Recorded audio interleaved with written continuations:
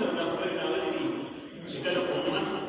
د قرآن دا شاته وغورځوي نو بس دا د دې د تباهۍ چې کوم بنیادي سبب دی. د دې وجه نه د غیر کوشش دا دی چې بس دا مسلمانان د علماو نه لرې کړي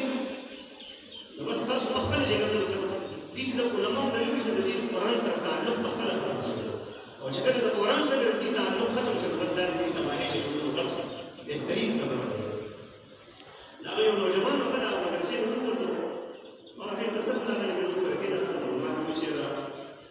وایي استاد کور کې چې کومونه جګړې دي او اوس پریشانۍ دي چې کوم حالات دي نو ما ورته وویل ته راغلی څه کوې دلته کومې جګړې کوي ماشومان باندې نو ما ورته وویل دا یو څه ټیچر باندې څه کړي دي ټیچر باندې څه کړي دي ما ورته وویل تاسو سره یو څه ما ته جواب راکړ دا خبره مې کوله څه ما ورته وویل لومړی تاسو ته نه درکوم چې تاسو په کور کې د لمونځو اهتمام کوئ که نه کوئ لمانځه ما ته ویل چې لمونځ نه وو ښځې داسې پابندۍ سره وایي کله وکړو کله ونه کړو او د ساري لمونځ خو چې کوم وي ټول دی دا خو چې نور لوښي چې بیا پاس وي نو ما ورته ښه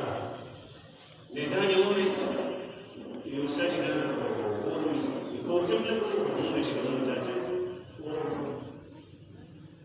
بیا داسې یو څه خبرې تپوسونه ترې ما ټول وکړو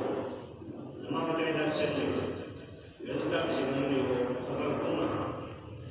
دا ته چې وایي چې ما مونږ باندې چا څه کړي دي په دې باندې زه تا ته قسم خورم چې ستا د دې زما د دې سوالاتو تا کوم جوابات راکړو د قرآن او د حدیث په رڼا کې زه تا ته دا وایم چې دا تاسو باندې چا څه کړي دي بلکې دا تاسو په ځان باندې څه کړي